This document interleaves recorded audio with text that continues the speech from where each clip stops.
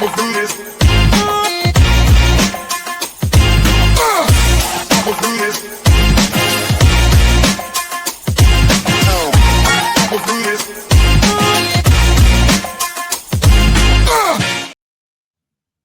everyone, welcome back to my channel, FPL Vincenzo, and today we're going to do a pod looking completely at Liverpool. We've obviously had the Community Shield now to draw, lost on penalties to Crystal Palace. We've had a decent pre-season where we've seen some things, who's getting minutes, how tactically Liverpool are setting up, etc, etc. And I think they're the main team to discuss ahead of Gameweek 1, because obviously they're reigning champions. There's high expectations for this season given the new signings they have. The early fixtures are not incredible, albeit Game Week 1 at home to Bournemouth is quite high appeal, understandably. Bournemouth are team in a bit of chaos right now. So I think it's a big talking point to have. How many Liverpool do we have to start the game? Is it possible to go in with none? Do we have the maximum of 3? Do we meet somewhere in between? So we'll talk about all of that in this episode and see where we end up. So we'll start off looking at expectations, and I've put a slide together here that I made before the Charity Shield or Community Shield, and highlighting how I thought Liverpool might line up this season given the transfers they've made and how that might be a bit different to last year. So we'll go through it sort of position by position. So no change at centre-back, obviously, or in goal. Alisson still in goal, Van Dijk and Konate as the 2 centre-backs. 2 new signings at full-back, Frimpong and Kirkes in. Obviously, Trent's gone to Real Madrid. And Robertson, we kind of expect to be phased out. What does that mean to start with for Liverpool? I think it means the 2 full-backs are both more attacking and more likely to stay wide. So Robertson's role, I think, over the years, a couple of years ago under Jurgen Klopp, he was very up and down as well, supplying width. But in more regular seasons, he's almost formed part of a back 3 when Liverpool have settled possession. And then basically he's held back a lot more. He's been more, not necessarily negative, but he hasn't got forward as much from left back. So Robertson, Van Dijk, Konate have formed more of a back 3 base.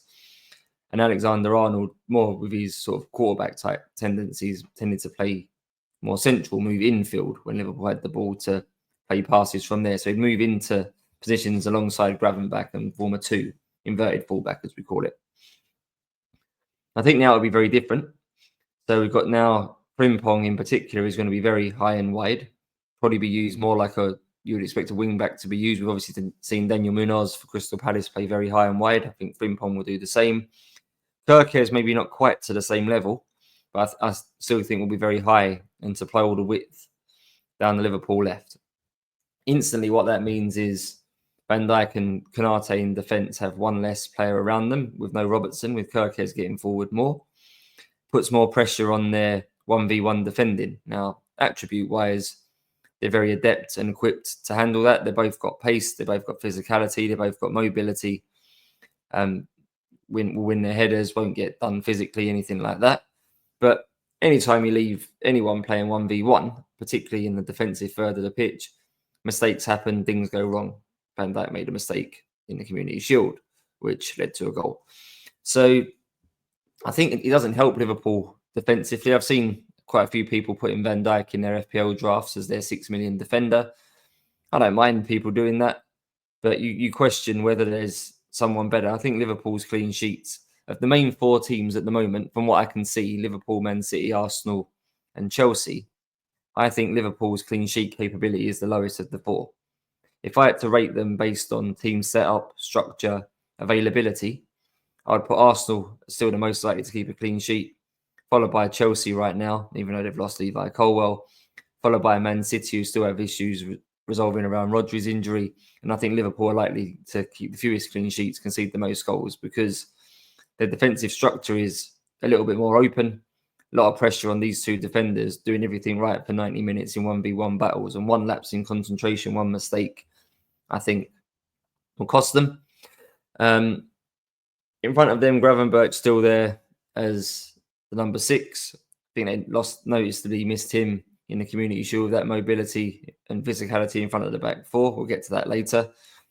Then I think Liverpool will change a little bit. Dominic Szoboszlai last year played mainly as a 10. I think he might come back now as an 8 and sort of rotate more with McAllister and players like that in that role. I think he's a slight upgrade on McAllister in terms of physicality. I think Liverpool's midfield can look a bit weak with certain sort of groups of players in there. If they play Gravenberch, Jones and Wirtz, or Gravenberch, even McAllister and Wirtz, I think it's a bit weak physically. I think Szoboszlai gives them a little bit more running power, a little bit more physicality. And I think teams are all about balance ultimately. What Liverpool can't let happen here is they end up with a team, their own modern day version of what Real Madrid Galacticos were back in the day, where Makelele did all the defensive work, the dog's body sort of at the base of the midfield. And then all these prime superstar attackers in front of them doing their attacking things. They have Ronaldo, Kaká, Zidane, all these guys in there. And it was a dream team in a sense of attacking players. But the structure kind of lost some shape because there was too many attacking players and there was a lot of pressure on 2 or 3 individuals defensively to bail them out. There's signs here from Liverpool for me. They're heading in a similar direction, trying to get all these attacking players into the team. Now got attacking fullbacks with Wirtz, with Gakpo, with Ekitike, Salah, might buy Isak, all these sorts of things. There's going to be a lot of pressure on Van Dijk and Konate holding the fort, with Gravenberch in front, mopping up in that Makelele system. I'm not sure that's the best approach to this, where modern day football is more so around tactics and balance. I don't think you can necessarily run a system anymore without sort of both things thought about. And I think Liverpool are not there yet, but I think they're heading in that direction, which could be a bit of a worry. So Szoboszlai playing as an 8, I think, is good for them in terms of intensity, in terms of physicality. Different skill set slightly to McAllister, but I don't hate it. Obviously, Wirtz then in as the playmaking 10. And then front 3, Gakpo off the left, Ekitike for now at least through the middle, and then Salah off the right. Some expected changes from last year. So Liverpool were very right-sided heavy last year, particularly with Trent in the team.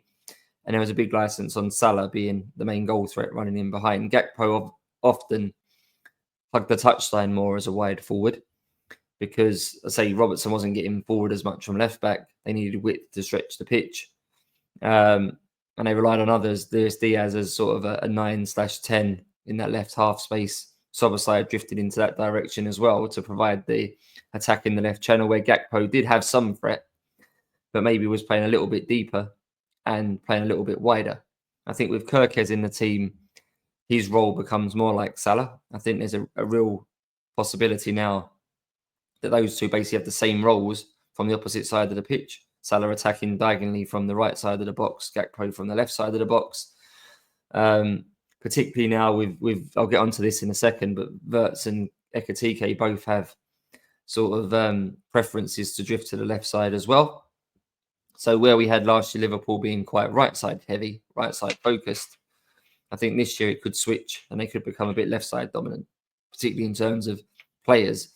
Maybe the big switch will be on to Frimpong in space, to Salah in space, but I think a lot of Liverpool's attacking play will be down the left. So something to bear in mind. There'll be a slight alteration and change from last year there.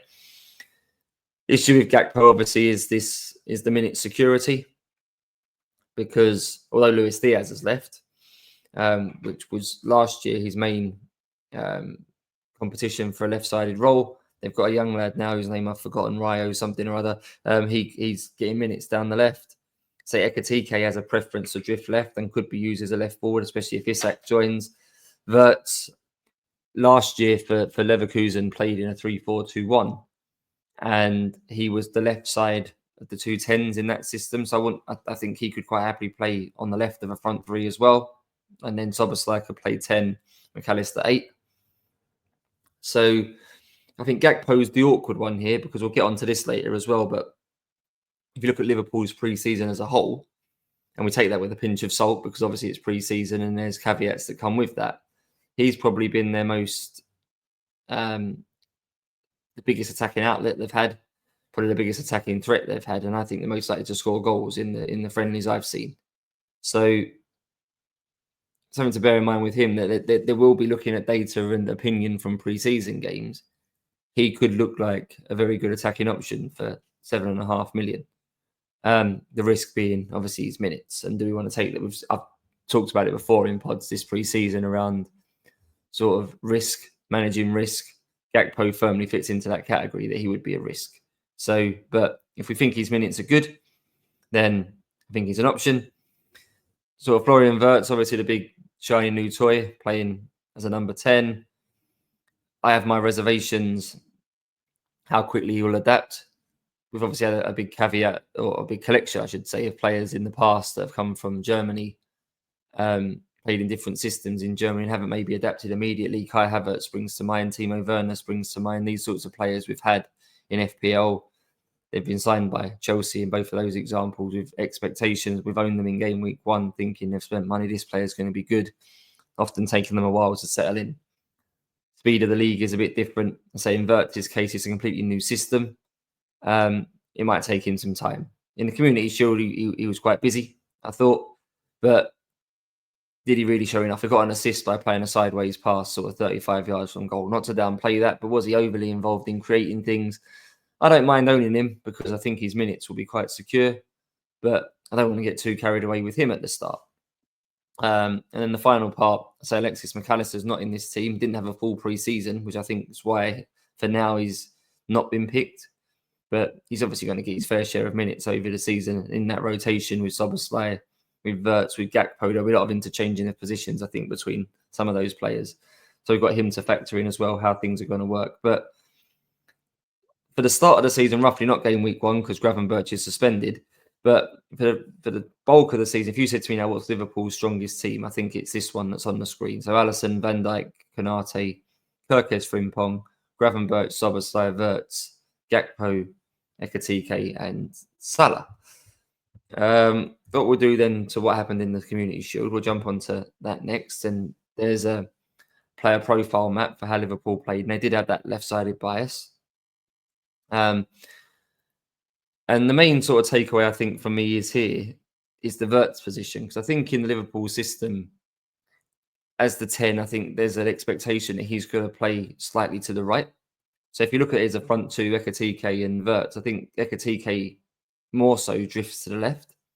He's number 22, obviously, on his heat map.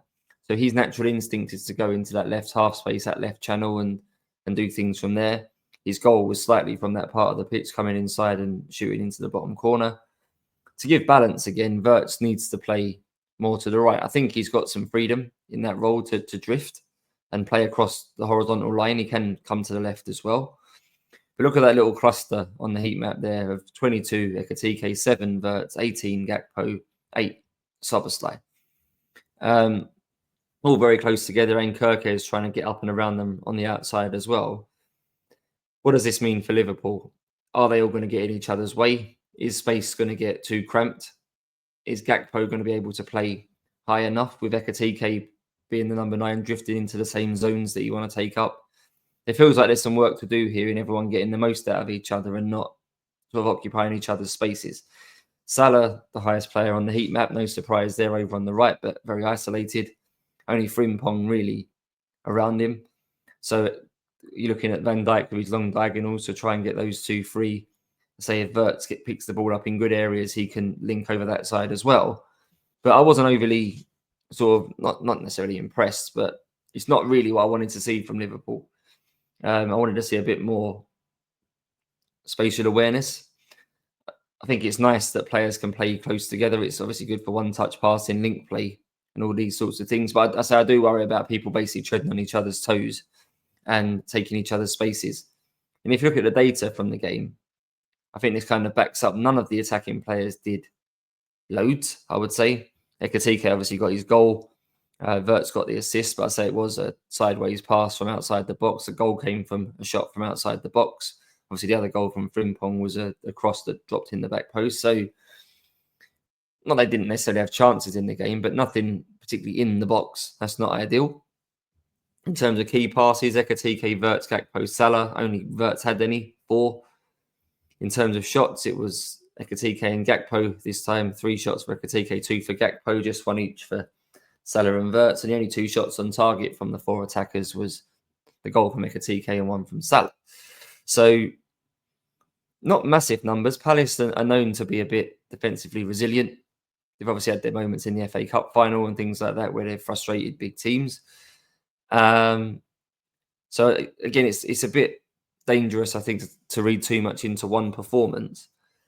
But this tells me that there's not a big drive here to create for Salah anymore. Where last year, I think we knew he was the chief goal getter. I still think he probably is. But my gut feeling is the goals will be more spread around Liverpool now, because I say this left-sided bias will mean Salah's a bit more isolated from the game. Maybe he will be more like Haaland, who touches the ball less, but when he's touching, it's more ruthless, more end product related. But there's just general more involvement from more people. So I don't have doubts about Liverpool's goal scoring capabilities. I still, if you ask me now which team's going to score the most goals this year in the league, I still probably pick them. If we are expecting them to score 80, 90 goals, I think the share of those, particularly goals and assists combined, is going to be way more spread. I think Salah probably still is the most likely to score the most, but maybe his assist numbers will go down a bit, etc., etc. It's just, I think, getting my thoughts clear that where he was the clear talisman for them last year, and we got him for 12.5 million. Now we're paying 14.5 million for someone who I don't think is likely to be the most the main talisman. He probably still will get the most, but not sort of with the same levels as last year. I think his output will dip. Doesn't mean to say he's not ownable. Doesn't mean to say he's bad value. Doesn't mean to say he won't have weeks where he gets massive hauls. And if you captain him, you've done very well. But I'm just trying to control expectation a little bit here. I think his goals and assists output will drop. I think Liverpool's probably will be about the same as last year, but just more involvement from other people. And I've just done a little bit of analysis around, it's not on the screen, I'll read it out, sort of the other friendlies they've had. So they've played 3 reasonable friendlies with AC Milan, Yokohama from Japan, and Athletic Bilbao. And if you look at, again, output from these games, in terms of goals, Gakpo got 3, Salah and Vert scored 1 each. Ekatike didn't score any. Ekatike did get an assist, no one else did. The big sort of notable thing for me was the shots. So in those 3 friendlies, basically Vert, Gakpo and Salah was pretty identical for minutes. Ekatike played basically a game less. Gakpo had 11 shots. Verts had 5. Salah had 4. Ekatike had 3. Shots on target, just 1 for Salah, 5 for Gakpo, 2 for Ekatike, 2 for Verts. And in terms of chance creation, Salah was the most with 4, Gakpo with 3, Ekatike and Verts with 2 each. So just for me, the pre-season as a whole feels like Gakpo's had the biggest involvement. I think this was one of the first times all of this group of attacking players got on the pitch together. There's obviously been certain games, certain players were unavailable, and there's lots of half-time substitutions and people replaced each other, etc. So, and the Community Shield, although it's really, for me, a glorified friendly, there's a bit more riding on that than some of these other ones. So you think if players are going to be more up for playing well and showing their best side, it'll be in the Community Shield where they can win a trophy. So I was heading more before the Community Shield thinking Gakpo's shown the most in pre-season. And generally, he's been the biggest goal threat in the games I've seen, considering he costs 7 million less than Salah. In the last slide I highlighted, I think his role will change to be more similar to Salah. Obviously, the main difference will be Salah's minutes will be more secure and he's on pens, we think, having missed his last 2 in the last week. But I didn't think Salah was worth 7 million more than Gakpo or 6 million more than Verts. My opinion's still very much that right now, that Salah is, I don't have him in any of my drafts. I've got a couple of drafts that I'm sort of mulling over and got some decisions to make, but he's not in any of them. I have one with Gakpo in it. I have one with Verts in it. I have one with neither. And that's my big question now is what I do with Liverpool, because I jump onto the next slide again here. We look at the fixtures. And I made a point here of comparing them to what Man City had at the start of last year. And the reason I've done that is I didn't own Haaland at the start of last season. In fact, I didn't own any Man City players in the early game weeks last season.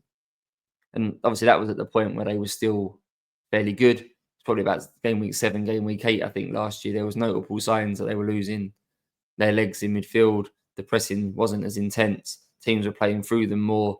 And there was a weakness that could be exposed for Man City. But I think for the first sort of 5-6 weeks, we didn't notice a clear drop in Man City's output.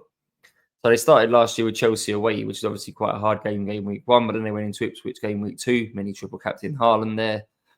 West Ham away was considered a good fixture game week 3. Brentford at home a good fixture game week 4. So in terms of colour coding and fixture tickers and things, Man City had 3 greens in the first 4 weeks last year. And I was happy not to own one. Haaland for being too expensive, maybe the other attacking spots because there was too much rotation. We wasn't sure of people's minutes. You compare that to this year, and Liverpool certainly don't have 3 green fixtures in the first 4. They've got 2. Bournemouth at home in 1, Burnley away in 4, Newcastle away in 2. As much as they're struggling right now, the Isak saga rumbles on. I still don't expect it to be an easy game. The first visit is to St James's Park this season.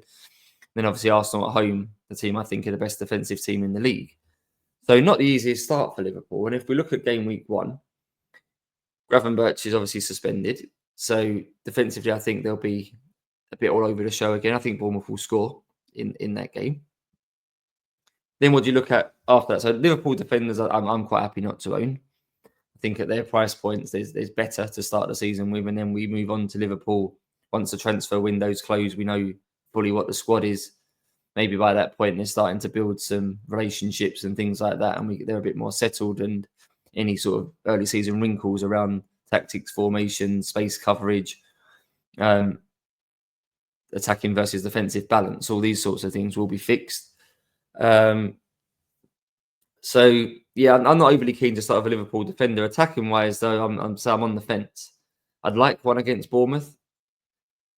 Liverpool beat Bournemouth comfortably in both games last year. I think it was 3-0 and 2-0. You kind of know the good thing about these first 3 fixtures for Liverpool is all the teams have got the same managers and stuff as last year, so we kind of know what to expect.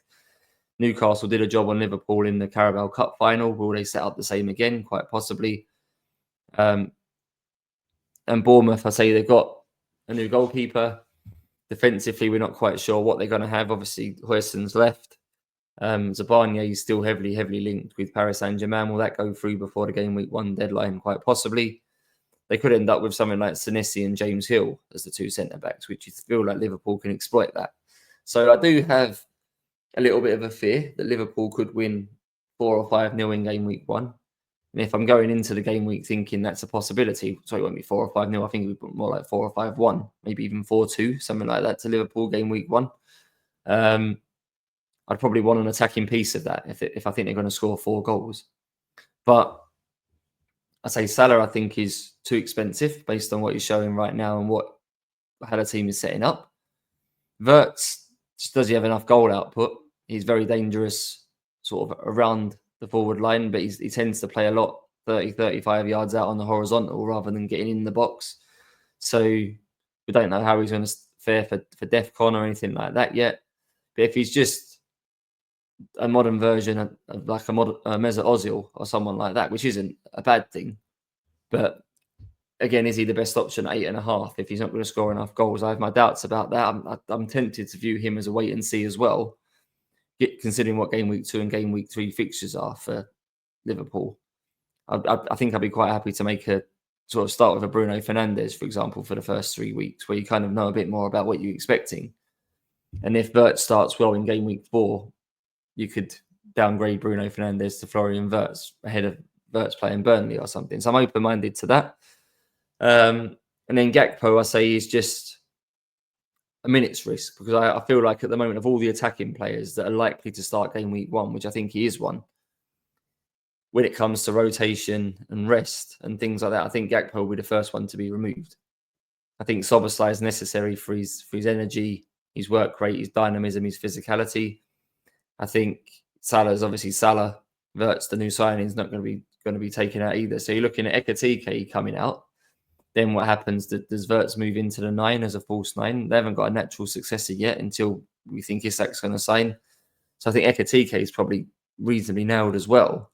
It's the Gakpo that's going to be removed because Wirtz will go wide, something like that, and allow Szoboszlai to push on, and then McAllister comes into the team. So I'm open to having sort of 1, maybe 2 risky picks in my team for game week 1. Do I want Gakpo to be one of them? At the moment, my main draft is in it. But the Community Shield didn't really do great for me in terms of making me feel like I definitely want. I mean, I was hoping he was really going to cement his spot in my team with his performance that day. And unfortunately, he got caught a bit wide. Ekatike and Wirtz in particular were sort of hogging his space and probably being in zones of the pitch where I wanted Gakpo to be in.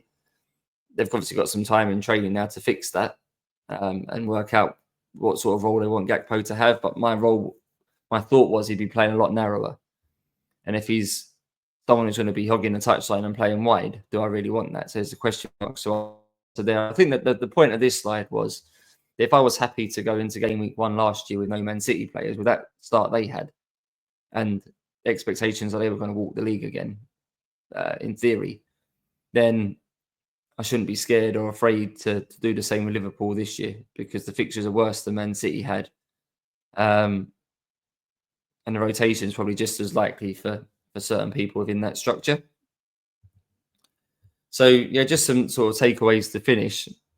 I do think fixture-wise, the attackers are fixture-proof. So if you go in with a Salah, you go in with a Wirtz, you can look at those game week 2, game week 3 games against Newcastle and Arsenal, and you probably still expect them to do all right. I think Liverpool scored 3 at St James's in the league last year. They scored goals in the games with Arsenal. So I've got no doubts that they'll score goals. Probably quite a lot of game weeks they'll score 2+, I would think. So if you've got the safe starters, you've obviously got a reasonably high ceiling for returns. But they'll just be more shared. I think Gakpo is a bit more dangerous, but I wouldn't be put off a Liverpool attacker so much because of the fixtures. So I think Gakpo is a unique case because of the minute security. But the others, I think, fine. If you start with Ekatike, Wirtz or Salah, you're good for now. So I think the returns will be more spread. So even if Liverpool are scoring 3 goals, I know memorably Salah didn't get any returns when they scored, was it 9 before, and he got nothing? I don't think it'll be that necessarily again that we can expect. But I do think there will be games when Liverpool get 3 goals and he maybe only gets 1 assist or something. And normally, if Liverpool scored 3 goals, you'd have expected sort of 2 contributions. I don't think that's likely now. The defence, I think, is a bigger void. There's too much pressure put on 2 individuals. Maybe Kirkes can take a more defensive-minded role, not quite get forward as much. Maybe sort of an in-between of the old Robertson and the modern Robertson in that way. Just question what that means for others in the team. If he's a bit deeper, there will still width will still need to be held. What does that mean for Gakpo, for Wirtz, etc., etc.? But for those that were considering paying 6 million for Van Dijk because of the premium defenders, he was the best for DEFCON. I don't doubt that he probably is. But if you offered me a 6 million defensive spot right now, I wouldn't be picking him. Because if you ask me now to rank sort of the main 4 teams, I think you've got Arsenal as the best defence for clean sheets, and you've got Gabriel at 6 million. If that's your poison, that you want the defenders that keep the most clean sheets. Then I think you've got Chelsea next in the clean sheet stakes, and you've got Cucurella, who obviously has some attacking capabilities, particularly with Reece James in the team. I think as he's getting older and hoping with his injuries, will take on a more defensive role, which gives Cucurella a bit more freedom. I think then you move on to Man City, where without Rodri, defensive, they're a bit suspect still, but you've got Aït-Nouri, who I think will play very higher than Cucurella. And then you've got Liverpool, who are probably, I think, the weakest right now defensively of the 4 big teams, probably the most likely to score goals of the big teams, and Frimpong playing very high. So you've got levels there on that spectrum between Gabriel, Cucurella, Aït-Nouri, and Frimpong. In the terms of Van Dijk, you're picking a Gabriel type defender in the worst defensive team, is the way I view it right now. So he's a massive avoid for me. Final question, sort of as a takeaway for me, is what I'm going to do around game week 4. I've obviously already done a pod previously around why I like the free hit. Make sure I get the right 3 Liverpool players in with all the information available for that Burnley game, which I think is the critical one early on. We've also got Crystal Palace in that week with Sunderland. They've lost their appeal around European competition. So I think they've now, if I'm right, in the first 3 game weeks, they've not only got 3 league games, but 2 European games. So I'm a bit more reluctant to start with them. They obviously impressed in the Community Shield. There's plenty of their assets that are more than ownable. Decisions in defence between Guéhi, Lacroix and Munoz, all at different price points. Eze and Sarr, both options. Mateta, even an option up front. So there's genuine appeal, I think, to start with Palace players, even before what they showed against Liverpool in the Community Shield. But 5 fixtures in the first 3 weeks now isn't ideal either, in terms of not necessarily tiredness because it's so early in the season, but you don't want you don't know what the rotation is going to be around those games. And again, I think that the big upside fixture for Palace early is that Game Week 4 game with Sunderland. So again, if I just free hit that week, I can have my choice of 3 again. So my preference right now is still to free hit. And if I free hit Game Week 4, it is pushing me more away from starting with a Liverpool player. I think if you ask me right now what I'm going to do, it's Gakpo or none would be my sort of take. But I'll do a pod later in the week before the deadline, sort of talking through my final decisions. That will be included as part of that decision. But we'll see when we get there. And that's it for this one. A bit of a shorter one than it feels like a bit of a shorter one than normal. But yeah, thanks for listening. There's my thoughts on Liverpool, sort of updated based on the Community Shield and what I saw a little bit in pre-season, sort of a little bit of a tactical sort of stance on it. My mini league code's on the screen if you want to play that this year. Lowercase g, lowercase o, 6, lowercase f, lowercase u, number 5. We're obviously in the final week now before the season starts, so we have to start fixing in some decisions. My team feels basically locked apart from 3 positions, I think, at the moment in my team. So I'll talk about that more later in the week. I'll do a pod sort of a day before the deadline or so, talking through my final choices and so what I've been getting up to really in the last week, because my opinion has swayed a little bit from maybe other thoughts I've shared earlier in the season, which I'm obviously entitled to. I'm viewing a few things a bit differently, and it's really around playing this season differently to others and trying to get an edge while other people try and work out what they need to do differently. If I'm on top of that early, then there's an edge to be had. So thanks for listening, and I'll speak to you all again before the deadline. See you soon. We'll